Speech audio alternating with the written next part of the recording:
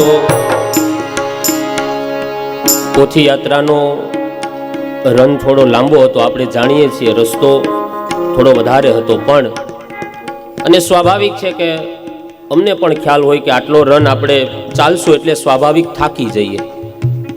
એટલી તો અમને ખબર હતી કે થાકી જશો, પણ એટલી ખબર નહોતી કે તાલી નહીં પાડી હગો એટલા થાકી જાઓ. માટે બે હાથ ઊંચા કરી અને ભાવ સાથે જય હો શ્રી રાધે हरि बोल। दोनों हाथ की सेवा करते हुए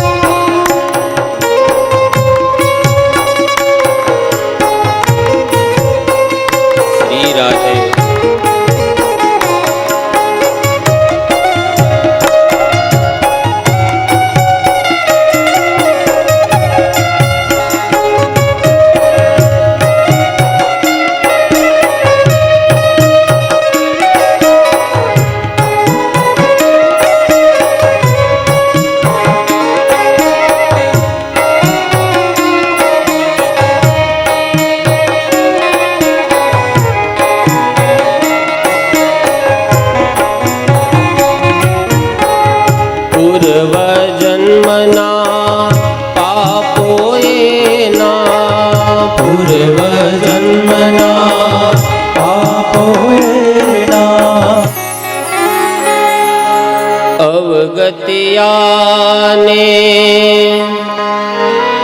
गति आपजो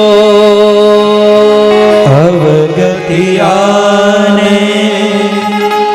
गति आपजो ले जो एने उगारी ले जो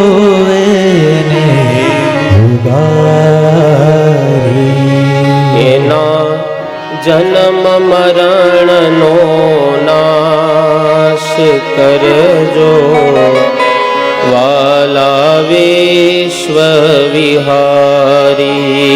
एना जन्म मरण नो नाश करजो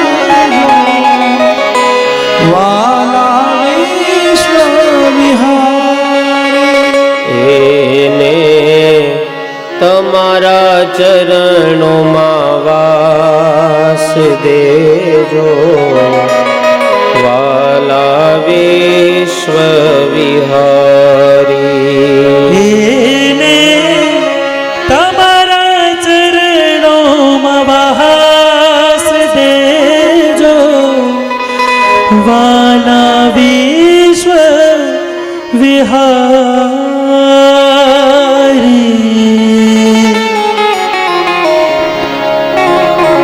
हरि ओम हरि ओम हरि ओम। सर्वशक्तिमान वाणी स्वरूप वांग्मय स्वरूप शब्दमय देह एवं ग्रंथराज श्रीमद् भागवत जी ने प्रणाम। नंद नंदन यशोदा नंदन लाडली लाल अकारण करुणा वरुणालय पीतांबरधारी भगवान बाल मुकुंद स्वरूप ने प्रणाम।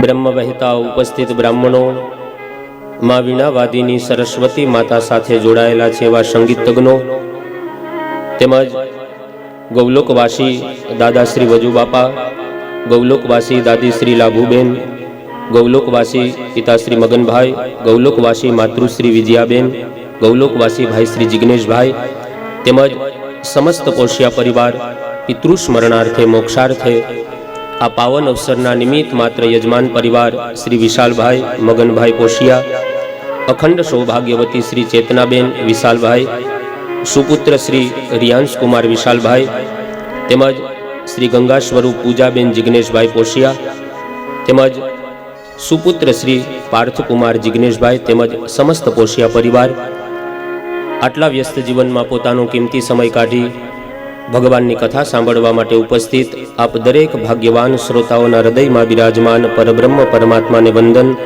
સૌને જય શ્રી કૃષ્ણ. હરિ ઓમ. જય દ્વારકાધીશ.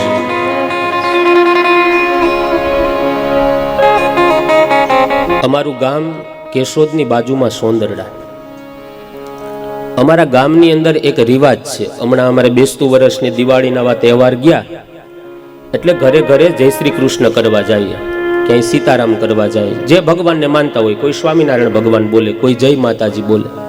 તો અમારે ત્યાં એમ કહીએ ને કે જય શ્રી કૃષ્ણ એટલે સામે બોલે જય શ્રી કૃષ્ણ. તમારે અહીં દોલતપરામાં એ રિવાજ ખરો?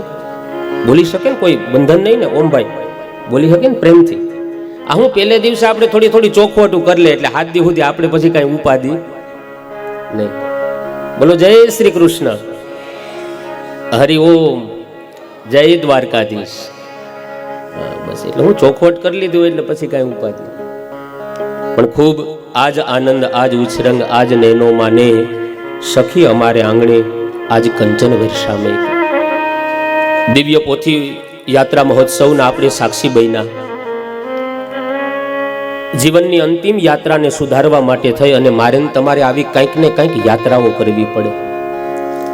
વિશેષ પોથી યાત્રાનો આપણને આનંદ એ છે, આમ તો બધી કથાઓમાં ક્યાંય બેન્ડ પાર્ટી હોય, ક્યાંય ડીજે હોય, પણ 5-7 કથા પછી એવી એક કથાનો અવસર મળે કે જેની અંદર પોથી યાત્રામાં જે આપણી જૂની પરંપરા એ કીર્તન્યા સાથે હોય. એકવાર એમને તાલીઓના નાદથી વધાવો. કારણ કે આજ આ પરંપરા છે ને આપણી જૂની પરંપરા છે. ઈ જાંજ પખવાજની તબલા વાગતા હોય અને એનો જે રણકાર, બેન્ડ પાર્ટી વાગે, એમાં જે વાદ્યો વાગતા હોય એ કદાચ આપણને માણસોને સંભળાય અને ઓલું કદાચ જાંજ પખવાજ આ બધા એટલો ઘોંઘાટ હોય એટલે આપણને ન સંભળાય. પણ એટલું કહી શકાય કે બેન્ડ પાર્ટી દુનિયાને સંભળાતી હોય પણ જાંજ પખવાજ અને કીર્તનિયાનો નાદ છે ને દ્વારકાવાળાને સંભળાતો હોય. આ બહુ જરૂરી છે. આજે આ સમાજની અંદર આ લુપ્ત થતું જાય છે. અને અહીંયા કીર્તનિયા ક્યાં અહીંયાથી છે કે ક્યાંય ગામડેથી આવ્યા છે? અહીંના જ છે ને. તો વિનંતી એમને કરીએ કે જ્યારે નંદ મહોત્સવ આવે ત્યારે પણ દ્વારકાધીશ પ્રભુની સાથે પણ આ દ્વારકાધીશના સ્વાગત માટે પણ રિયો એવી વિનંતી કરીએ છીએ. કહેવાનો અર્થ કે આપણી જૂની પરંપરા છે. કથા શ્રીમદ ભાગવતજીની છે, પણ આ અવસરે રામાયણની એક ચોપા યાદ આવે કે બડે ભાગમાં નસ્તન પાવા, સુર દુર્લભ સદગ્રંથન ગાવા, સકલ પદાર્થ હે જગ માહી, પર ભાગ્ય બિના નર પાવત નાહી. આ દુનિયાની અંદર અનેક પદાર્થ છે પણ જ્યાં સુધી માણસનો ભાગ્યોદય ન થાય, પુણ્યોદય ન થાય, ત્યાં સુધી માણસને પ્રાપ્ત ન થાય. શું આટલા જ લોકોને આ કથાની અંદર આમંત્રણ હશે? તમે એવું માનો છો? અનેક લોકો તમે જોજો આમાં એવા હશે કે જેને આ પોશિયા પરિવાર ઘરે જઈને કહી આવ્યા હશે કે ભાઈ તમે આવજો, તમે 7 દિવસ રહેજો, તમે આ લાભ લેજો, રોકાજો 7 દિવસ. એવા લોકો કદાચ 1-2 દિવસ આટો મારી નીકળી જશે, લાભ નહીં લઈ શકે. અને ઘણા એવા હશે સોસાયટીમાં, આજુબાજુમાં, ક્યાંય બીજેથી એવા હશે કે જેને પોશિયા પરિવાર કદાચ ઓળખતા પણ નહીં હોય, કદાચ એમના પરિચયમાં પણ નહીં આવ્યા હોય, પણ છતાં એવા લોકો 7 દિવસ આ કથાનો લાભ લઈને જતા રહેશે. શું કામ? કે એના ભાગ્યમાં હોય છે. જ્યાં સુધી ભાગ્યોદય ન થાય, પુણ્યોદય ન થાય, આ કથા કોણ કરાવી શકે? જે 100 વીઘા ખેતરનો માલિક હોય એ કથા કરાવી શકે? જે એસી ગાડીમાં ફરતા હોય એને કથા બેસાડવી છે, 2 દીકરા ભેગા નથી થતા. આજ વર્ષોથી વાત ચાલે છે, બંને દીકરા એક નથી થતા. પણ આજ પોશિયા પરિવાર ભાગ્યશાળી છે. ભલે ધનાઢ્ય હશે પણ સૌથી ધનાઢ્ય પરિવાર તમને કહી શકાય કે તમારા આંગણે ભાગવત ભગવાન પધાર્યા છે. લૌકિક ધન સામે ભગવાન ફેસિલિટી જોઈને ક્યારેય નથી આવતા હો, યાદ રાખજો. જો ફેસિલિટી જ ભગવાનને પસંદ હોત તો સબરીની ઝૂંપડીએ ભગવાને ધક્કો ન ખાધો હોત. જો ફેસિલિટીને જ ભગવાન જોતા હોત તો વિદુરની ઝૂંપડીએ ભગવાન સાકર ખખડાવી અને બંટીનો રોટલો ને તાંદરિયાની ભાજી ન આરોગી હોય. ભગવાન એ ફેસિલિટીના દેવ છે જ નહીં. ભગવાન એ ભક્તનો કેવલ અને કેવલ ભાવ જોવે છે. સબરીની પાસે શું હતું? માત્ર ને માત્ર પ્રભુ શ્રી રામ પ્રત્યેનો ભાવ હતો, ભરોસો હતો. અને એટલા માટે એની ઝૂંપડીએ પ્રભુ શ્રી રામ પધાર્યા છે. સબરી ક્યાંય વિચાર કરો, બુઢાપો છવાઈ ગયો તો, મોઢામાં દાંત નહોતા, લાડુ પડતી હતી, સતત પુકાર કરતી, અધમ હતી અધમ, અધમતી નારી, હે નાથ હું તો અધમ નારી છું, મારા આંગણે કઈ અયોધ્યાનો રાજા રામ આવે? દાંત પડેલા, બુઢાપો છવાયેલો, મોઢામાંથી લાડુ પડે, સબરી ક્યાં હેરસ્ટાઈલ કરાવવા નહોતી ગઈ. હા, અત્યારે ઓલું ફેશન આમ ઊંચો કરે ને એમાં કઈક મૂકે, હું કેમ આવડ્યું હોય ને, એનું તો નામે ન આવડે, આવડો ઢોરો કરે. એક જગ્યાએ ઢોરો હતો એવડો બેન ને, એટલે એને પોથીયાત્રામાં બોલાવ્યો. એટલે મેં કીધું હાલો બેન તમે મુખ્ય યજમાન છો, મસ્ત કે ઈંઢોણી રાખો. તો કે મારી હેરસ્ટાઈલ વિખાઈ જાય દાદા. એ કે સુટકેસમાં લઈ લો ને. હું કે તમારા ભાગમાં ન હોય. સબરી અધમતી અધમતી નારી, હે નાથ હું તો અધમ નારી છું, મારા આંગણે અયોધ્યાનો રાજા રામ થોડી આવે. પણ છતાંય ધક્કો ખાધો એટલું નહીં, હેઠા બોર ખાધા. હેઠી વસ્તુ ખાવી ભગવાનની ફેવરેટ આઈટમ નથી. હેઠું આપણને કોઈનું ભાવે નહીં, પણ સબરીના હેઠા બોર ખાધા. શું કામ? કે ભગવાન માટે સબરી ફેવરિટ હતી. કાચી વસ્તુ આપણને ભાવે નહીં, પણ ભગવાન માટે સુદામા ફેવરિટ હતા, એટલા માટે સુદામાના કાચા પૌવા ખાધા છે. કહેવાનો હેતુ કે જ્યાં ભાવ હશે, જ્યાં પ્રેમ હશે ને, ત્યાં જ ભાગવત ભગવાન આવશે. કહેવાય ને શ્રીજી બાવાએ કૃપા કરી ત્યારે આંગણ અવસર આવ્યો. આ કેવલ અને કેવલ કૃપાનો વિષય છે. એવું નથી સાંભળ્યું કે ભાઈ શ્રીજી બાવાએ પૈસા દીધા ત્યારે આંગણ અવસર આવ્યો. શ્રીજી બાવાએ કૃપા કરી ત્યારે આંગણ અવસર આવ્યો. ભાગવત કથા એ કેવલ અને કેવલ કૃપાનો વિષય છે.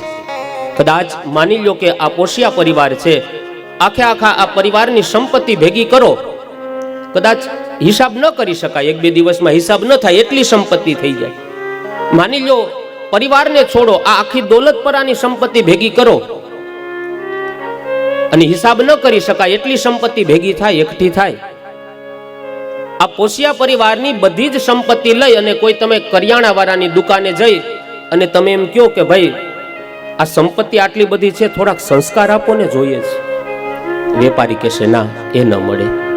આખી દોલતપરાની સંપત્તિ ભેગી કરી કોઈ વેપારીને ત્યાં જઈને એમ કહો કે ભાઈ થોડોક વિવેક આપો ને, જોઈએ છે. ના, એ ન મળે. અરે જુનાગઢ છોડી દો, આખા વિશ્વની સંપત્તિ ભેગી કરી કોઈ દુકાનવાળાને ત્યાં જઈને એમ કહો કે ભાઈ ભાગવત કથા કરવાનો વિચાર આપો ને, આખા વિશ્વની સંપત્તિ તમને આપીએ, કે છે ભાઈ એ ન મળે. તો આ વિચાર આવે છે ક્યાંથી?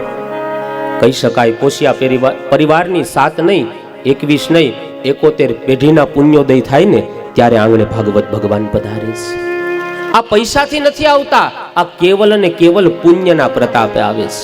આપણે એવું વિચારીએ કે ભાઈ પિતૃઓના મોક્ષાર્થે આપણે કથા કરીએ છીએ, પણ જ્યારે પિતૃઓને સદગતિ મળી ગઈ હોય, ભગવાનના ધામમાં જ્યારે પિતૃઓ નૃત્ય કરતા હોય ને ત્યારે આંગણે ભાગવત ભગવાન પધારે છે. જ્યારે ભાગવતજીનો સંકલ્પ કરીએ ને કે અમારે ભાગવતજીની કથા આંગણે બેસાડવી છે, સમજો ત્યારે જ એ પિતૃઓને મોક્ષ થઈ જાય છે. એટલે સંકલ્પ કર્યા પછી પાછી ભાગવત કથા તો કરવી હો. વળી ક્યાં કે વિચારને પડી કુવારીને કબાટમાં મૂકી દો નહીં. પણ જ્યારે માત્ર વિચાર આવે છે, એટલે કે સારો સંકલ્પ જાગે ને મનની અંદર, ત્યારે જ પિતૃઓને પરમ ગતિ મળી જાય છે. તો એ ભાગવતજીની કથા બડે ભાગમાં નસ્તન પાવા, સુર દુર્લભ સદગ્રંથન ગાવા. મહાપુરુષો કહે છે ભાગવતજીની શરૂઆત કરતા પહેલા ભાગવતજીના ગુણગાન ગાવા જોઈએ, એનું મહાત્મ્ય સાંભળવું જોઈએ. જ્યાં સુધી હું તમે મહત્વ નહીં જાણીએ, જ્યાં સુધી મહત્વ નહીં સમજીએ, ત્યાં સુધી આપણને લગાવ નહીં થાય.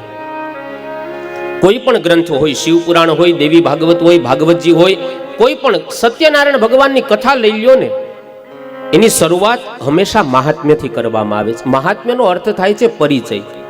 જ્યાં સુધી કોઈ વ્યક્તિનો આપણને પરિચય ન હોય ને ત્યાં સુધી એના પ્રત્યે આપણને લગાવ ન જાગે, ત્યાં સુધી એના પ્રત્યે આપણને પ્રેમ ભાવ ન જાગે, આદર ભાવ ન જાગે. શું કામ? કે વ્યક્તિનો આપણને પરિચય નથી. એમ પ્રથમ દિવસ એટલે ભાગવતજીનો પરિચય મેળવવાનો. આ ગ્રંથની શા માટે રચના કરી છે? શું કામ રચના કરવામાં આવી છે? 4 શ્લોકમાંથી 18,000 શ્લોકની વ્યાસજીને રચવાની શા માટે જરૂર પડી છે? આ ભાગવતજીનો પરિચય આપે છે. જ્યાં સુધી પરિચય નહીં થાય ત્યાં સુધી લગાવ પણ નહીં જાગે. બેટા અહીંયા આગળ બેસવું હોય તો આવ જાવ ન કરો, બેસી જાઓ બેટા, બેસી જાઓ. તો જ્યાં સુધી પરિચય નહીં થાય ત્યાં સુધી મને તમને પ્રેમ નહીં જાગે. જાને બીનું ના હોય પરતીતિ, બીનું પરતીતિ હોય નહીં પ્રીતિ. પરતીતિ એટલે વિશ્વાસ. જ્યાં સુધી જાણીએ નહીં ત્યાં સુધી વિશ્વાસ ન થાય. વિશ્વાસ ન થાય ત્યાં સુધી પરમાત્મા સાથે પ્રેમ ન થાય. પરમાત્મા સાથે પ્રેમ ન થાય ત્યાં સુધી પરમાત્માની મારા તમારા ઉપર કૃપા પણ પ્રાપ્ત ન થાય. તો પ્રથમ દિવસે ભાગવતજીના ગુણગાન ગાતા પહેલા પદ્મ પુરાણ અંતર્ગત 6 અધ્યાયની અંદર ભાગવતજીનું મહાત્મ્ય ગાયું છે. ભાગવતજીએ પોતે પોતાના વખાણ નથી કર્યા, અન્ય પુરાણોએ ભાગવતજીના વખાણ કર્યા છે. 6 અધ્યાયની અંદર પદ્મ પુરાણે ભાગવતજી કેટલો મહાન ગ્રંથ છે એ પદ્મ પુરાણે ગાયું છે. કારણ કે બડો બડાઈ ના કરે, બડા ન બોલે બોલ, હીરા મુકશે ના કહે કે લાખ હમારા મોલ. હીરો ક્યારે એમ ન કે ભાઈ મારી આટલી કિંમત થાય, એ તો ઝવેરી એની કિંમત કરે. ખરા અર્થની અંદર મોટો માણસ એ ગણાય કે જે પોતે પોતાની મોટાઈ ન કરે, અન્ય લોકો એની મોટાઈ કરે. એનું જીવન તો એક નિર્મળ એક નદીના પ્રવાહની જેમ વહેતું હોય, પણ બીજા વ્યક્તિ જ્યારે એની મોટાઈ કરે ને ત્યારે ખરા અર્થની અંદર એ મોટો થયો ગણાય.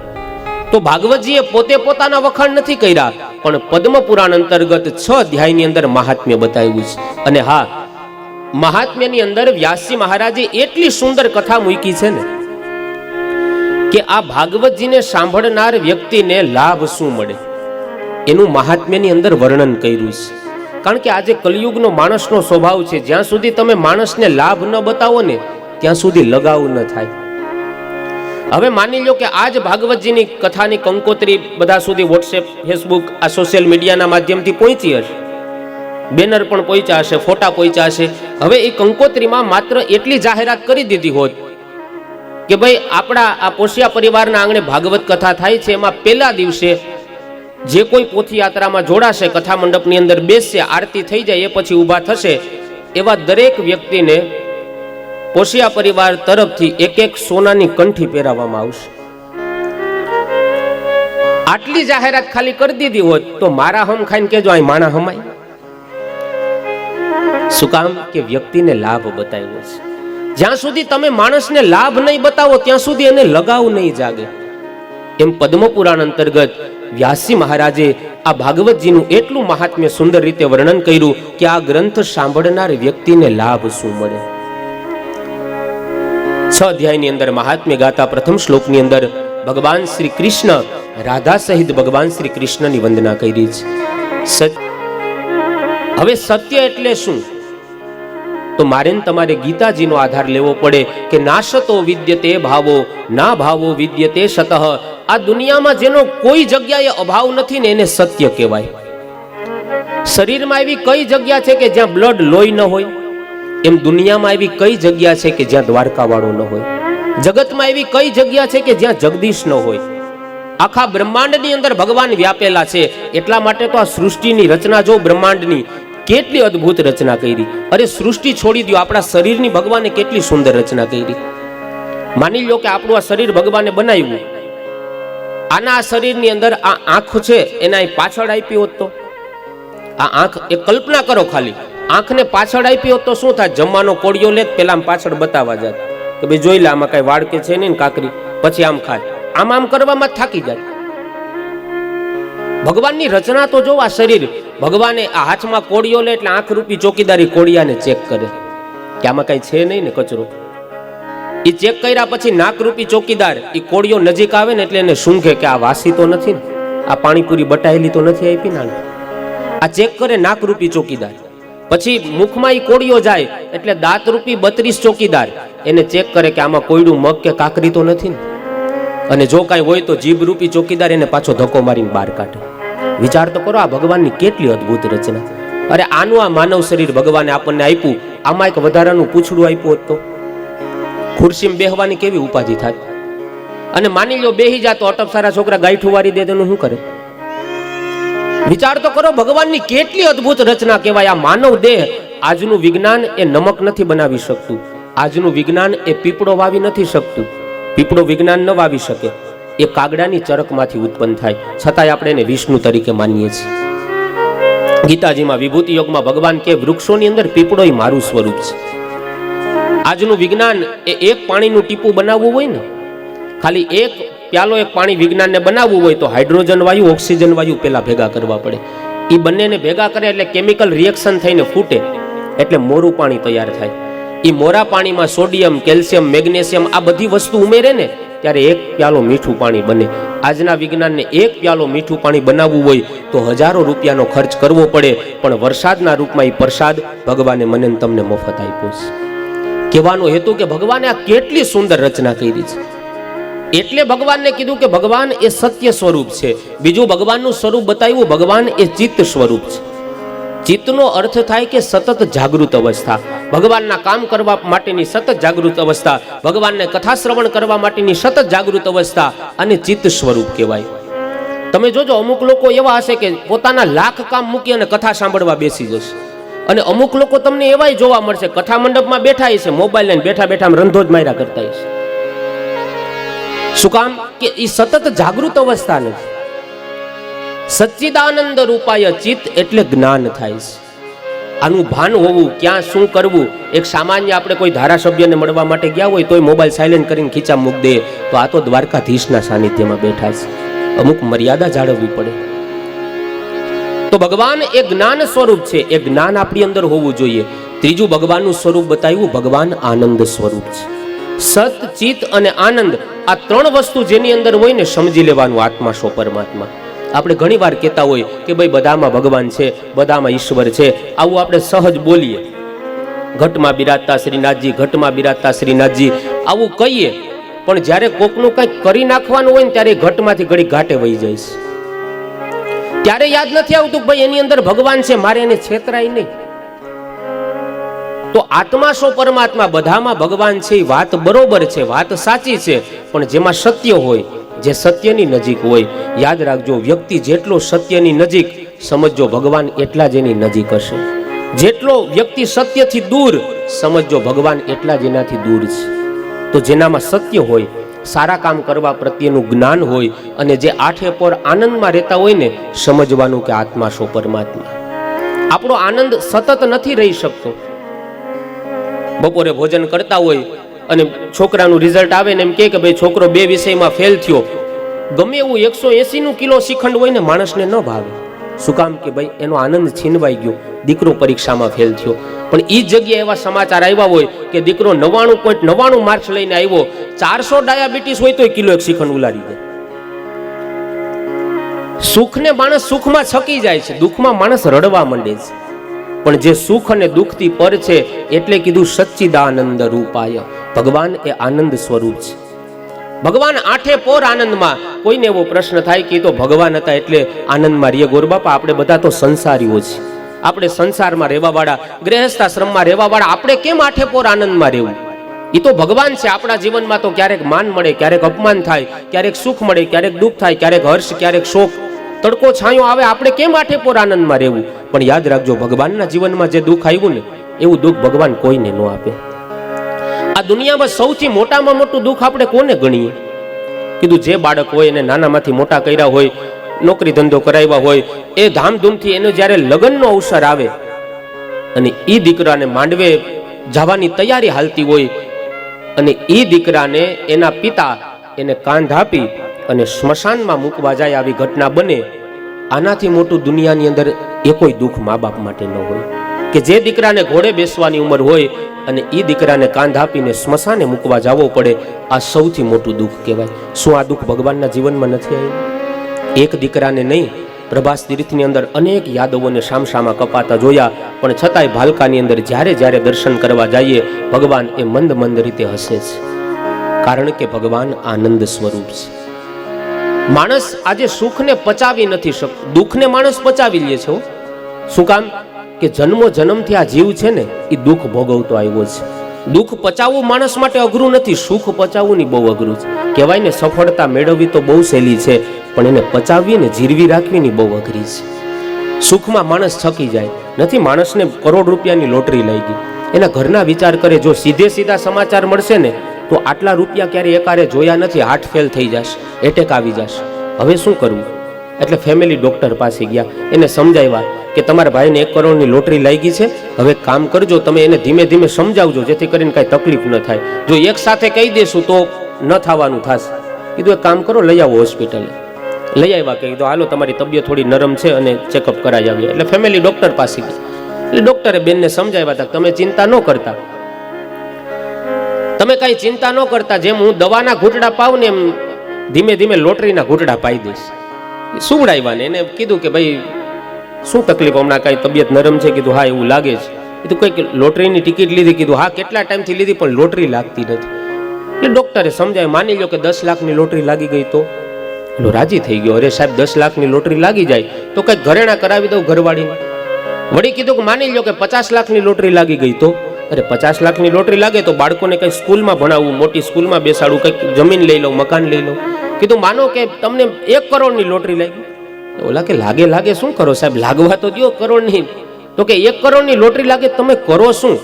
ઓલો સૂતો કે સાહેબ 1 કરોડની લોટરી લાગે ને તો 50 લાખ તમને આપી દો. તા તો ડોક્ટરનો હાર્ટ ફેલ થઈ ગયો, કારણ કે ડોક્ટરને તો ખબર હતી કે લોટરી લાગી છે. સુખને માણસ પચાવી નથી શકતો, દુઃખ તો માણસ જન્મો જન્મથી ભોગવતો આવ્યો. દુઃખ પચાવવું વ્યક્તિ માટે બહુ સહેલું છે, સુખને પચાવવું ની બહુ અઘરું છે. એટલે કીધું ભગવાન એ સતચિત અને આનંદ છે. કોઈ પણ પરિસ્થિતિમાં ભગવાનને ઉઠાવી લ્યો ને, ભગવાન હંમેશા આનંદમાં છે. આપણે વેકેશન પડે એટલે આપણે ક્યાં જઈએ દોડતા દોડતા? તરત કહીએ મામાનું ઘર કેટલે, તો કે દીવો બળે એટલે. હવે આને તો મામા આયરે જ વેર હતું. વિચારો આપણો કોઈનો, આપણે વ્યક્તિ આમાંથી એવા તો કોઈ નથી ને કે જેનો જન્મ જેલમાં થયો હોય. ભગવાનનું જેલમાં અવતરણ આવવાનું થયું છે, છતાં પણ સચ્ચિદાનંદ રૂપાય વિશ્વોત્પત્યાદિ હેતવે, ભગવાનને આનંદદાતા કીધા છે. ભગવાનનું કોઈ પણ સ્વરૂપ તમે ઉઠાવી લો, ભગવાન હંમેશા આનંદમાં છે. સચ્ચિદાનંદ રૂપાય ભગવાનનો પ્રથમ પરિચય. ત્યાર પછી કહે છે વિશ્વોત્પત્યાદિ હેતવે, ભગવાન આ વિશ્વની ઉત્પત્તિ કરે, પાલન કરે અને સમય આવે ત્યારે પોતાની અંદર ભગવાન આ વિશ્વનો લય કરે છે. જેમ કોઈ કરોડિયાને ભૂખ લાગે તો ઝાડુ તૈયાર કરે, એમાં જીવજંતુ ફસાય, એને ખાઈ જાય એટલે પેટનો અગ્નિ શાંત થઈ જાય, પછી એ જ ઝાડને પોતાની અંદર પાછી સમાવી લે. બસ એવી જ રીતના ભગવાનને જ્યારે ઈચ્છા થાય વિશ્વની ઉત્પત્તિ કરે, એનું પાલન કરે અને સમય આવે ત્યારે પોતાની અંદર એને સમાવી લે છે. તાપત્રય વિનાશાય, હવે ભગવાનનો સ્વભાવ પરિચય. ભગવાન જીવને શું કરે છે? કહે છે તાપત્રય વિનાશાય. ત્રય એટલે 3, વિનાશાય એટલે 3 પ્રકારના તાપ કેતા દુઃખનો નાશ કરે છે. આધિદૈવિક, આધિભૌતિક અને આધ્યાત્મિક. આ 3 પ્રકારના દુઃખને ભગવાન નાશ કરી નાખે છે. આધિદૈવિક એટલે આધિ નામનું દુઃખ. મારા તમારા જીવનમાં કોઈ વસ્તુનો અભાવ હોય અને જે દુઃખ પેદા થાય ને એને આધિ નામનું દુઃખ કહેવાય. કે મારી પાસે આ વસ્તુ નથી, મારી પાસે મોટી ગાડી નથી, મોટો બંગલો નથી, જે અભાવમાં પેદા થયેલું દુઃખ છે ને એને આધિ કહેવાય. બીજું દુઃખ બતાવ્યું વ્યાધિ નામનું. શરીરના રોગના કારણે જે દુઃખ થાય ને એને વ્યાધિ નામનું દુઃખ કહેવાય. અને ત્રીજું દુઃખ બતાવ્યું છે ઉપાધિ. અણધાર્યું જીવનમાં દુઃખ આવી પડે ને. પિતાજી તો ખૂબ ધર્મના માર્ગે હોય, નીતિના માર્ગે હોય, પણ પાછળથી છોકરો એવો થાય ને કે બાપ ક્યાંય ઊંચું જોઈને હાલી ન શકે, સમજવાનું ઉપાધિ નામનું દુઃખ. અણધાર્યું જીવનમાં દુઃખ આવે. ઘણીવાર માણસ એમ કહેતો હોય ગોર બાપા લગ્ન કરીને ઉપાધિમાં પડી ગયો. જો લગ્ન છે એ ઉપાધિ નામનું દુઃખ નથી હો. એ કાંઈ કોઈએ ધરાર તો ન કરાવ્યો, આપણે જ નારિયેલ લઈને ડીજે વગાડતા ગયા હોય. લગ્ન છે એ ઉપાધિ. અને અમે ઘણા અનુભવી કહેતા હોય ભાઈ કુવામાં પડી જાજો અંધારામાં, પણ સંસારમાં ન પડતા ભલાય. તો લગ્ન છે એ ઉપાધિ નામનું દુઃખ નથી. અને સાહેબે આપણે નાનપણમાં માસ્તર ભણાવતા હોય એકડ એક અને બગડે. જો અમુક ખાલી જગ્યા તમે પૂરી દેજો, અમે કઈ બધું બોલવાનો કરાર નથી કર્યો વિશાલભાઈ. એટલે જ્યાં જ્યાં ખાલી જગ્યા આવે ત્યાં પૂરતાય રહેજો તમે. તો સચ્ચિદાનંદ રૂપાય, ભગવાન સતચિત આનંદ સ્વરૂપ છે. વિશ્વની ઉત્પત્તિ, પાલન અને લય કરે. તાપત્રય વિનાશાય, મારા તમારા જીવનમાં જે 3 પ્રકારના દુઃખ છે, આધિ, વ્યાધિ, ઉપાધિ, આ 3નું શમન કરી ભગવાનનો સ્વભાવ છે. જે ભગવાનની આપણે 7 દિવસ કથા સાંભળવાની, એનો પરિચય મેળવી લેવો જોઈએ. આવો ભગવાનનો દયાળુ સ્વભાવ છે. જે શિશુપાલ ભગવાનને 99 ગાળો દે છે, અપશબ્દ બોલે છે, એવા શિશુપાલનું તેજ પણ ભગવાનમાં સમાઈ જાય છે. અંત સમયે એને પણ ભગવાન મુક્તિ આપે છે. આવો ભગવાનનો દયાળુ સ્વભાવ છે. શ્રી રામચંદ્ર કૃપાળુ, ભગવાનનો સ્વભાવ કેવો છે? કહે કૃપાળુ. એ કૃપાળુ ભગવાનનું શું કરવાનું? તો કે શ્રી રામચંદ્ર કૃપાળુ ભજમન, એનું ભજન કરવાનું. એનાથી શું થશે? તો કે હરણ ભવ ભય દારુણમ, માણસના જન્મ જન્માંતરના દુઃખને એ ભગવાન ભૂલાવી દેશે. યાદ રાખજો, કથા, સત્સંગ, કીર્તન આ આપણા દુઃખને દૂર નહીં કરે. શું કામ? કે દુઃખ છે ને આપણા કર્મનું પરિણામ છે. આ બધી બાબતો આપણા દુઃખને દૂર નહીં કરે, પણ દુઃખને ભૂલાવી દેશે.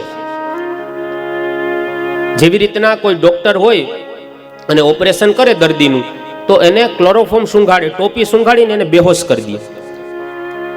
વ્યક્તિ બેહોશ થઈ જાય છે, પણ એનું દુઃખ દૂર નથી થયું, ખાલી બેહોશ છે. અને બેહોશ અવસ્થામાં ડોક્ટર ઓપરેશન કરે, ટાંકા લે, કાતર મારે, ચાકુ મારે, પણ છતાંય એને દુઃખની અનુભૂતિ ન થાય. શું કામ? કે વ્યક્તિ બેહોશ થઈ ગયો છે. બસ એવી જ રીતના જીવનમાં દુઃખ આવશે તો એ દુઃખને ભોગવવું પડશે, પણ કથારૂપી, સત્સંગરૂપી, ધૂનરૂપી, કીર્તનરૂપી ટોપી સૂંઘી લેશું, એટલે કે ક્લોરોફોર્મ સૂંઘી લેશું તો જીવનમાં દુઃખ હશે, પણ એ કેમ ભોગવાઈ જશે ને એનો અનુભવ આપણને નહીં થાય. એમ ભાગવતજીની કથા મારા ને તમારા દુઃખ દૂર નહીં કરે, પણ દુઃખને ભૂલાવી દેશે. જ્યારે જ્યારે તમે ભગવાનને યાદ કરશો એટલે દુઃખ ભૂલાશે, અને જ્યારે જ્યારે સંસારના દુઃખને યાદ કરશો ને ભગવાન ભૂલાઈ જશે. એટલે તો હનુમાન ચાલીસામાં કીધું કે તુમ્હારે ભજન રામ કો પાવે, જન્મ જન્મ કે દુઃખ બિસરાવે, એટલે કે ભૂલાવે. એમ નથી કીધું જન્મ જન્મ કે દુઃખ મિટાવે. દુઃખ મિટાવતા નથી, પણ ભગવાન દુઃખને બિસરાવી દે, એટલે કે ભૂલાવી દે છે. એ ભગવાનની કથા. એમાં પ્રથમ શ્લોકની અંદર વ્યાસજી મહારાજ એ ભગવાનના એ યુગલ સ્વરૂપ શ્રી કૃષ્ણાય વયમ નુમઃ, શ્રી એટલે રાધાજી, અહીંયા યુગલ સ્વરૂપને પ્રણામ કર્યા છે. આમ તો મહાપુરુષો પાસેથી સાંભળવા મળે કે ભાગવતજીમાં આખા ગ્રંથની અંદર ક્યાંય રાધાજીનું નામ નથી. રાધાજીનું નામ ભલે ન હોય, પણ રાધાજીનું કામ છે. જેવી રીતના કોઈ બેન હોય એ લોટ તૈયાર કરે, પિંડો વાળે, એના ગોયણા બનાવે, રોટલી કરે, એને શેકે, એટલે આપણે રોટલી કોની છે એમ કહીએ તો કે ભાઈ રોટલી ઘઉંની છે, પણ એમાં કામ પાણીનું છે. જો પાણી ન હોય તો લોટ ન બંધાય, લોટ તૈયાર ન થાય, ગોયણા ન વરે, વણી ન શકાય. એમાં કામ પાણીનું છે, પણ કહેવાય છે રોટલી ઘઉંની. એમ ભાગવતજીની અંદર ભલે નામ કૃષ્ણનું હોય, પણ કામ રાધાજીનું છે. જ્યારે પ્રભુ ગોવર્ધનનાથ ગિરિરાજજીને ધારણ કરે ત્યારે ગોવાળિયાઓ પૂછે, પ્રભુ આટલી બધી શક્તિ ક્યાંથી આવી? કહે, કછુ માખન સે બલ બઢિયો, કછુ ગોપન કરી સહાય, ઓર રાધાજી કી કૃપા કે મેને ગિરિવર લિયો ઉઠાય. આ તો રાધા રાણીની શક્તિ છે, એની કૃપા છે, એટલા માટે ગિરિરાજજીને ધારણ કરી શક્યો છું. તો રાધાજીનું ભાગવતજીમાં ભલે નામ ક્યાંય ન હોય, પણ રાધાજીનું કામ છે. ભાગવતજીના એક એક શબ્દ છે ને એ ગોવિંદનું સ્વરૂપ છે, અને એના એક એક અર્થ છે ને એ સાક્ષાત મહારાણી રાધાજીનું સ્વરૂપ છે. આ કોઈ સામાન્ય ચોપડીના પન્ના નથી, આ કોઈ સામાન્ય પુસ્તક નહીં, આ ઠાકોરજીનું મસ્તક છે. આ કોઈ સામાન્ય ગ્રંથ નહીં, આ સાક્ષાત ગોવિંદ છે. આ સહજતાથી ન મળી જાય, આ સરળતાથી ન મળી જાય, આ પૈસાથી ન મળી જાય, આ કેવલ અને કેવલ એ બાલ મુકુંદની કૃપાથી જ પ્રાપ્ત થાય છે. એ તસ્માદ અપરમ કિંચન મનઃ શુદ્ધ્યે ન વિદ્યતે, જન્માંતરે ભવેત પુણ્યમ તદા ભાગવતમ લભે. ભાગવતકાર કહે છે જન્માંતરે ભવેત પુણ્યમ. એક જન્મની વાત નથી કરી, જન્મો જન્મના પુણ્ય ઉદય થાય ને ત્યારે ભાગવતજી સાંભળવા મળે. બે બાબત દુનિયામાં એવી છે, એક ભગવાન અને બીજું ભગવાનની કથા. આ થોડા પુણ્યથી પ્રાપ્ત ન થાય. 50 પૈસા લઈ સોની બજારમાં ક્યારેય સોનું ખરીદવા ન જવાય, જાવ તો સોનું મળે પણ નહીં. થોડા પૈસાથી સોનાની ખરીદી ન થાય, એમ થોડા પુણ્યથી મને તમને આ સાંભળવાનો અવસર પ્રાપ્ત ન થાય. જન્માંતરે ભવેત પુણ્યમ. તો ભગવાન શ્રી સહિત ભગવાન કૃષ્ણને પ્રણામ કર્યા. ત્યારબાદ વ્યાસજીના પુત્ર એવા સુખદેવજી મહારાજની વંદના કરી છે. યમ પ્રવ્રજંતમનુપેતમપેત કૃત્યમ, દ્વૈપાયનો વિરહ કાતરયા જુહાવ, પુત્રેતિ તન્મયતયા તરવોభిનેદો, તમ સર્વભૂતહૃદયમ મુનિમાનતોસ્મિ. યમ પ્રવ્રજંત, અહીંયા સુખદેવજીને પ્રણામ કરતા કહે છે કે કેવા સુખદેવજી? તો કે યમ પ્રવ્રજંત, જન્મતા સાથે, પ્રાગટ્ય થતાની સાથે જ સુખદેવજી ઘર છોડીને ભાગે છે. સંસારની મોહમાયા જેને બંધન નથી કરી શકતી એવા પરમ વૈરાગી છે. તત્રા ભવદ ભગવાન વ્યાસ પુત્રો, વ્યાસજી જેણે 18 પુરાણ, શાસ્ત્રો, ઇતિહાસની રચના કરી, એમના દીકરા સુખદેવજી છે. સામાન્ય નહીં, અવધૂતના વેશમાં છે. દોડીને ભાગતા હતા ત્યારે વ્યાસજીને પુત્રેષણા જાગે છે. હે પુત્ર, હે પુત્ર, ઉભો રે દીકરા, ક્યાં જા છો? ઉભો રે દીકરા, ક્યાં જા છો? આમ કરીને પુત્રની પાછળ દોડે છે. અને ત્યારે વૃક્ષો બોલે છે, તરવહ અભિનેદુ. તરવહ એટલે વૃક્ષો. વૃક્ષો બોલ્યા છે, વ્યાસજી ક્યાં દોડો છો? પુત્રને બોલાવું છું, પુત્રને રોકું છું. અરે વ્યાસ, તમે વિચાર તો કરો, અમારા પુત્ર એટલે અમારા ફળ. જોજો વૃક્ષો બોલે છે, અમારા પુત્ર એટલે અમારા ફળ, એને અમે નથી ખાતા, સમાજ કલ્યાણ માટે સમાજને સોંપી દઈએ છીએ. એમ તમારું સંતાન તમારું ફળ છે અને એ જગત કલ્યાણ માટે ઘરેથી જાય છે, તમે એને જવા દો, એને રોકો નહીં. વૃક્ષોએ જવાબ આપ્યો છે, પરોપકાર માટે જાય. આ દેશના વૃક્ષો, અરે સબરીબાઈના કુટિયાના વૃક્ષો બોલ્યા છે, એક એક પાંદડું બોલે છે રામ રામ રામ. વિચારો એની ભક્તિ કેવી હશે. અરે જાનાબાઈના છાણા બોલ્યા, નિર્જીવમાં પણ ચેતન તત્વ આવે. કથા આવશે આગળ, આપણે લેશું જાનાબાઈનો પ્રસંગ.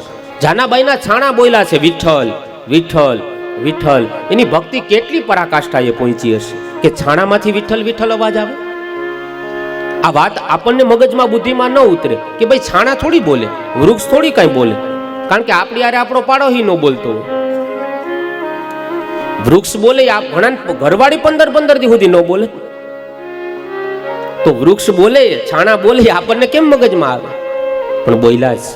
એની ભક્તિ એટલી પરાકાષ્ઠાએ પહોંચી છે. તો એવા સુખદેવજી મહારાજને પ્રણામ કર્યા છે. નૈમિષારણ્ય નામની ભૂમિકામાં લઈ જાય, કહે નૈમિષેષુ તમાશીનમ અભિવાદ્ય મહામતિમ કથામૃત રસાસ્વાદઃ કુશલઃ શૌનકો બ્રવીત. નૈમિષારણ્ય નામની ભૂમિકામાં લઈ જાય છે. એક સમયે 88,000 ઋષિમુનિઓ ભેગા થયા. બ્રહ્માજીની પાસે જઈને કહે છે, બ્રહ્મન, અમારે જ્ઞાન યજ્ઞ કરવો છે, અમારે સત્સંગ કથા કરવી છે, એવું કોઈ સ્થળ બતાવો કે જ્યાં બેસીને અમે જ્ઞાન યજ્ઞ કથા કરીએ. બ્રહ્માજીએ એક ચક્ર બતાવે છે.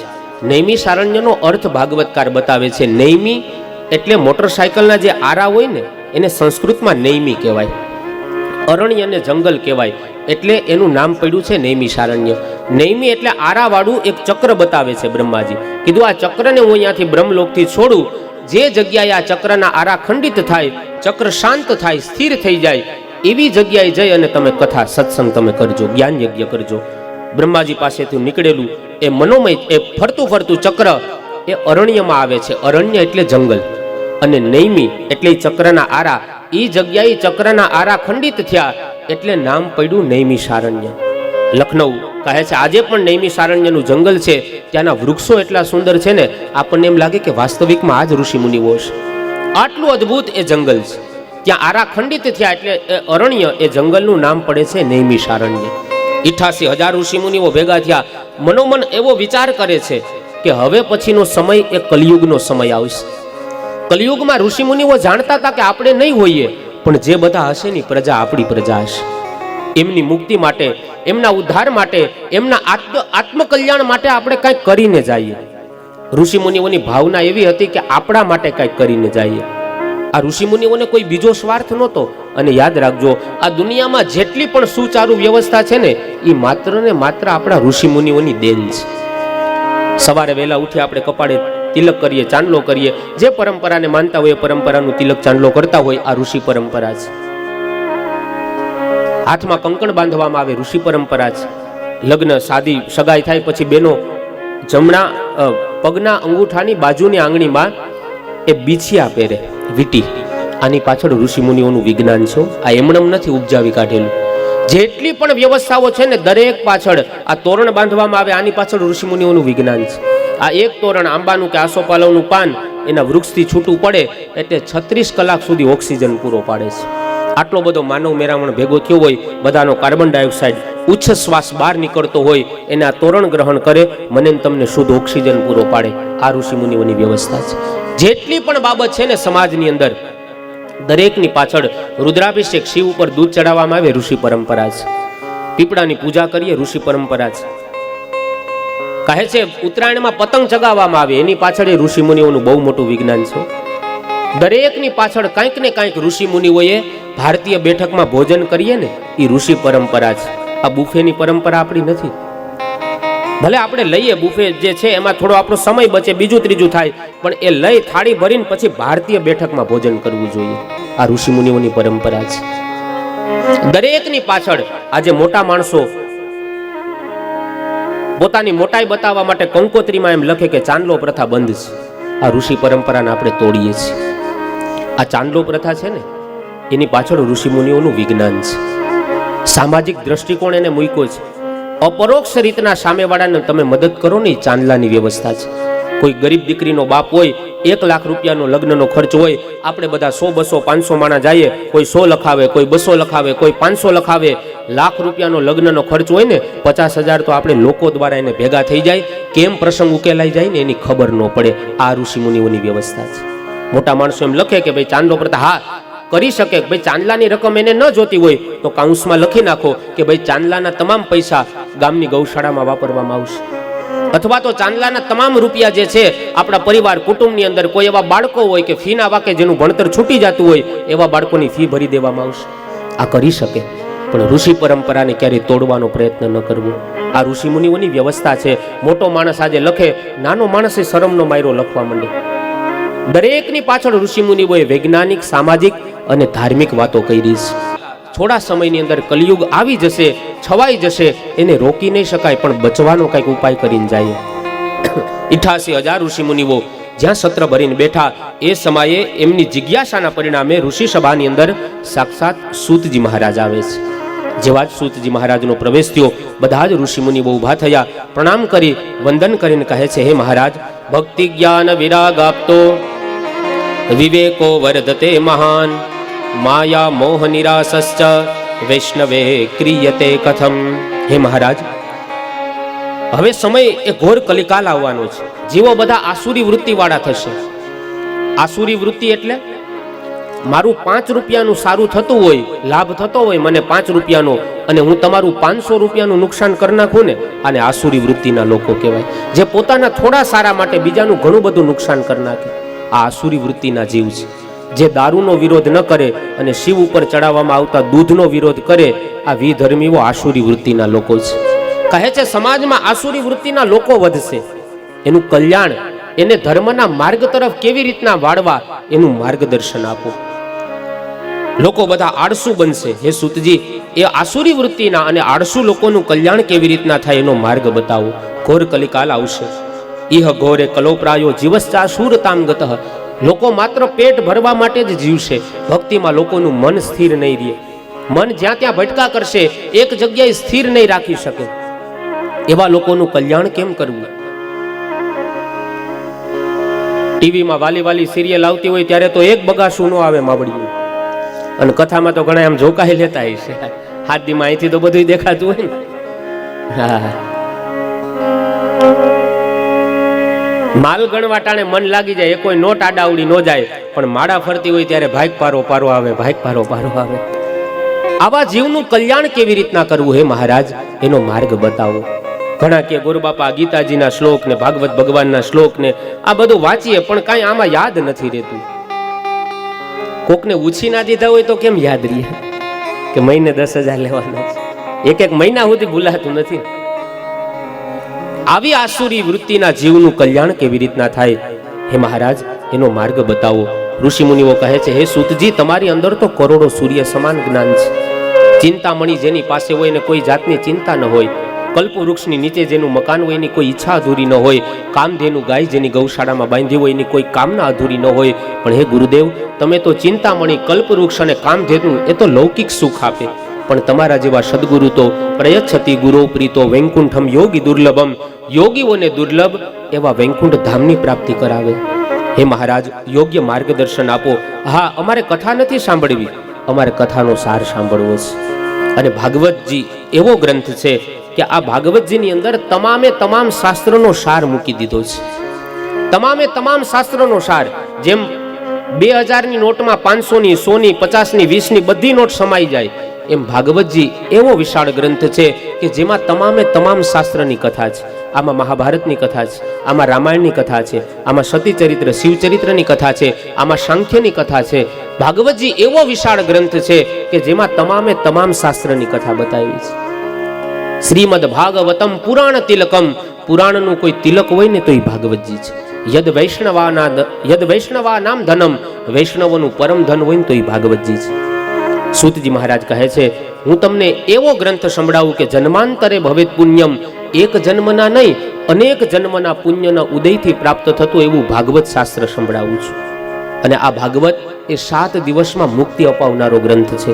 ઋષિ મુનિઓ કહે છે, ઉભા રહ્યો મહારાજ, તમે એમ કહો છો કે જન્માંતરના પુણ્યથી પ્રાપ્ત થાય અને 7 દિવસમાં જ મુક્તિ અપાવી શકે, આવી તમે વાત કરો છો, તો આ વાત તમારી ખાલી કાને સાંભળેલી છે કે અનુભવેલી છે, નજરે જોયેલી વાત છે? સૂતજી કહે છે, સાંભળો. એક સમયની ઘટના છે. ગંગાના ઘાટ ઉપર રાજા પરીક્ષિત બેઠા છે. 7મા દિવસે એને તક્ષક નાગ કરડવાનું છે, મૃત્યુ થવાનું છે. એની સામે સુખદેવજી, સમર્થ ગુરુ એવા સુખદેવજી બેઠા છે. જ્યાં ભાગવતજીની કથા સંભળાવવાની શરૂઆત કરીને સ્વર્ગમાંથી દેવતાઓ અમૃતનો ઘડો કુંભ લઈને આવ્યા છે. સુખદેવજીને પ્રણામ કરી કહે, શુકમ નતવા વદમ સર્વે સ્વકાર્ય કુશલા સુરા કથા સુધામ પ્રયચ્છસ્વ ગૃહિત્યેવ સુધામિમામ.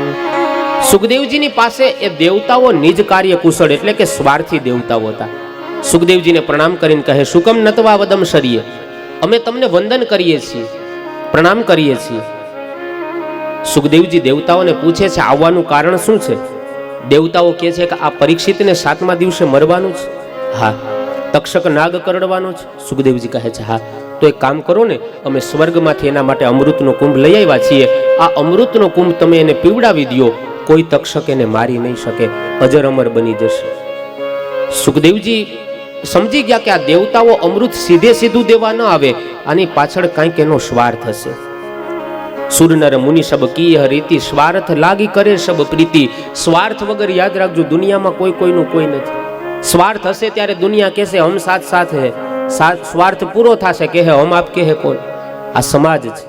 આ તો દેવતાઓ નિજ કાર્ય કુશલ પૂછે છે કે શું, શા માટે આવ્યા છો? તો કે પરીક્ષિતને અમૃત પીવડાવવા આવ્યા. તો કે બદલામાં શું જોઈએ? કીધું બદલામાં બીજું કાંઈ નથી જોતું. જે કથારૂપી અમૃત તમે પરીક્ષિતને આપવાનો છો ને, પીવડાવવાના છો, એ અમૃત અમને પીવડાવી દો, સ્વર્ગનું અમૃત તમે એમને પીવડાવી દો. સુખદેવજી કહે છે, ક્વ સુધા ક્વ કથા લોકે ક્વ કાચ ક્વ મણિર મહાન. ક્યાં કાચનો ટુકડો ને ક્યાં મણી, આ બેની થોડી અદલા બદલી થઈ શકે. આ તમારું સ્વર્ગનું અમૃત એ તો પાવડરનું દૂધ છે, અને કથારૂપી અમૃત એ તો ગાયનું દૂધ છે. ક્યાં ગાયના દૂધના ગુણ અને ક્યાં પાવડરનું સામાન્ય દૂધ? આની બેની થોડી અદલા બદલી થાય. આના બદલામાં તમને આ ન મળે. અને હા, તમારું સ્વર્ગનું અમૃત તો એવું છે કે જે કોઈ પીવે એને અમર તો કરી દે, પણ એના શરીરમાં અભિમાન હોય ને તો અભિમાન અમર થઈ જાય. એના શરીરમાં રોગ હોય તો રોગ અમર બને. એના શરીરમાં ઈર્ષા હોય તો ઈર્ષા અમર બની જાય. બધું જ અમર કરી દે. અને કથારૂપી અમૃત એવું છે કે જેના જીવનમાં દુર્ગુણ હોય એ દુર્ગુણો મરે ખરા, અને જેના જીવનમાં સદગુણો ન હોય એના સદગુણોને આ કથા જગાડે પણ ખરા. એના જીવનમાં સારા વિચારોને જગાડે આ કથા. અને વિચારોથી મોટું પ્રોટેક્શન આ દુનિયામાં એ કોઈ નથી. આ કથા શું કરશે? મને તમને 7 દિવસ સારો વિચાર આપશે, અને એ વિચાર, એ માર્ગ ઉપર આપણે ચાલતા થશું સત્યના. એ જોઈને આપણા આત્મા, એ પિતૃઓ જેને આપણે કહીએ, એ રાજી થાય, અને પિતૃ રાજી થાય ને એ જેની સદગતિ છે. આ કથા વિચાર આપશે. અને વિચાર, માણસની પાસે સંપત્તિ ગમે એટલી હોય પણ સંપત્તિથી વિચાર ન ખરીદી શકાય. રાવણ પાસે ઓછી સંપત્તિ નહોતી, સોનાની લંકાનો માલિક હતો, પણ સીતાજી પ્રત્યે કામ જાગ્યો. જ્યારે વિચાર શૂન્ય થઈ ગયા ને, એ સંપત્તિનો વિનાશ એ હનુમાનજી એને બાળી દીધી છે. શું કામ? કે વિચાર શૂન્ય થઈ જાય. જ્યાં સંપત્તિ હોય ત્યાં સંસ્કાર આવી જરૂરી નથી. બાકી રાવણ એટલે પંડિત કહેવાતો, પણ વિચાર શૂન્ય થયા ને, વિનાશ થયો એનો. જો અનીતિનું ધન હશે, વિચાર ખરાબ હશે ને, તો એ સંપત્તિ ક્યારેક વિનાશને નોતરું આપશે. અને રાવણે આપ્યું છે ને. અને એટલી જગતમાં ખરાબ પ્રસિદ્ધિ થઈ કે આજે કોઈના દીકરાની તુલા રાશિ આવે તો કોઈના દીકરાનું નામ રાવણ રાખે, રત અક્ષર આવે. બાકી રાવણનો શબ્દનો અર્થ સારો થાય, રાવણ. જેના જીવનમાં રાવ નથી એને રાવણ કહેવાય. પણ છતાંય કોઈ એના દીકરાનું નામ ન રાખે. શું કામ? કે એનામાં વિચાર શૂન્ય થઈ ગયા હતા. બાકી રાવણ એટલે શિવનો પરમ ભક્ત કહેવાય. मुझसा योद्धा मुझसा पंडित और न कोई दूजा है, अपनी भुजा को काट काट के मैंने शिव जी को पूजा है. આવી પરમ ભક્તિ હતી રાવણની. પણ છતાંય પરિણામ શું આવ્યું? તો કથા છે મને તમને સારો વિચાર આપે. એક વાત યાદ રાખજો, જેટલા માણસના વિચાર નબળા એટલો જ માણસ વધારે દુખી, અને જેટલા માણસના વિચારો સારા એટલો જ માણસ વધારે સુખી થશે. આ બહુ યાદ રાખવા જેવી વાત છે. અને કથા છે ને મને તમને સારો વિચાર જ આપશે. અને વિચારોથી મોટું પ્રોટેક્શન આ દુનિયામાં આપણું એ કોઈ નથી. જેટલા વિચારો નબળા હશે એટલો વધારે દુઃખી હશે. જેટલા વિચારો વ્યક્તિ સારા અને સાત્વિક હશે એટલો વ્યક્તિ વધારે સુખી હશે. સુખદેવજી મહારાજને કહે છે કે અમૃત તમે પરીક્ષિતને આપી દો, અને કથારૂપી અમૃત અમને આપી દો. કીધું કાચના બદલામાં મણીની ક્યારે અદલા બદલી ન થાય. દેવતાઓ કહે છે એક કામ કરો, પરીક્ષિતને પૂછો એમની શું ઈચ્છા છે? સ્વર્ગનું અમૃત પીવું છે, કથારૂપી અમૃત પીવું છે? પરીક્ષિતની સામે અહીંયા બે અમૃત છે. અને હા, દેવતાઓ સ્વર્ગમાંથી જે અમૃત લઈ આવ્યા એ પરીક્ષિતે પીવું કે ન પીવું એનો નિર્ણય એ સુખદેવજી ન કરી શકે. એ નિર્ણય પરીક્ષિતે કરવાનો છે. એ નિર્ણય સુખદેવજી ન લઈ શકે. એટલે સુખદેવજી પૂછે છે, રાજન તમારી શું ઈચ્છા છે? સ્વર્ગમાંથી દેવતાઓ અમૃતનો ઘડો લઈ આવ્યા એ અમૃત પીવું છે કે પછી કથારૂપી અમૃત પીવું છે? જો સ્વર્ગનું અમૃત પીશો તો તમે અમર બની જશો, તમારી કાયા અમર થઈ જશે. અને કથારૂપી અમૃત પીશો તો ભલે અમર નહીં બનો, પણ જેટલું જીવન જીવશો ને એટલું દિવ્ય જીવન જીવશો. તમારે લાંબુ જીવન જીવવું છે કે સારું જીવન જીવવું છે? સમજણ વગરનું જીવવું, ભલે જીવો વર્ષ હજાર, પણ સમજીને જીવો ઘડી એક તો સમજો બેડો પાર. ભલે થોડું જીવન જીવાય પણ સારું જીવન જીવાય. મળી છે કાયા માનવની, જગતમાં ધૂપ સળી થાજો. ધૂપ સળી એટલે અગરબત્તી, પોતે બળે ને જગતને સુગંધ આપે. અગરબત્તીનો સ્વભાવ પોતે બળી જાય, જગતને સુગંધ આપે. અને માણસ ક્યારેક બીજાની સુગંધથી પોતે બળ્યા કરતો હોય. આ દુનિયામાં ભગવાને દુઃખ જેવું કાંઈ મૂક્યું જ નથી, પણ સામેવાળાનું સુખ આપણાથી સહન નથી થતું ને એને આપણે દુઃખ માનીને બેઠા છીએ. આમાંથી કોણ એવું છે કે જેને પહેરવા માટે કપડાં નથી? ઘણા કહેતા છે, ગોર બાપા કબાટ ખોલો ને તા તો હુડુડું કરતું બધું હેઠું આવે. ભગવાને બધી વ્યવસ્થા આપી છે, પણ સામેવાળાનું સુખ સહન ન થાય ને એને માણસ દુઃખ માને છે. મળી છે કાયા માનવની, જગતમાં ધૂપ સળી થાજો. સુગંધ અન્યને દેવા તમે જાતે જલી જાજો. તમારા દેહ ઘંટીથી બીજાના દુઃખ દળી જાજો. મળી છે કાયા માનવની, જગતમાં ધૂપ સળી થાજો. બળું ભલે પણ બાળું નહીં, કોઈ નહીં, ભાવના આપણી અંદર આવવી જોઈએ. તો કહે છે ભલે થોડું જીવન જીવાય, ગુરુદેવ મારે સારું જીવન. અહીંયા જો પરીક્ષિતની કસોટી છે, બે અમૃત છે, સ્વર્ગનું ને કથારૂપી અમૃત. કસોટી થઈ છે પરીક્ષિતની. હવે માની લો કે તમારા ઘરે બે કંકોત્રી એકારે આવે, એક ક્યાંય આપણા સગા સ્નેહીમાં, બીજે ક્યાંય પરિવારની અંદર લગ્ન હોય, અને એ લગ્નની કંકોત્રી આવે, અને એક આ પોષિયા પરિવારના ભાગવત કથાની કંકોત્રી આવે, તો પેલા ક્યાં જાવ? લગ્નમાં કે કથામાં? મને ગળા સુધી ભરોસો છે કે તમે લગ્નમાં જાહો જ નહીં. કેમ કે ખોટું કહેવાય જતું હોય કેજો. તમે દાંત કાઢો એટલે એમ લાગે કઈ ખોટું બીજું નથી બોલાઈ ગયું. પણ તરત કહેવાના, શાસ્ત્રીજી તો હાથ દી ધામા નાખ્યા પોષિયા પરિવારે, હાલો આપણે પેલા લાડવા ખાઈ આવીએ. હવે આ કસોટી છે, આ પરીક્ષા છે.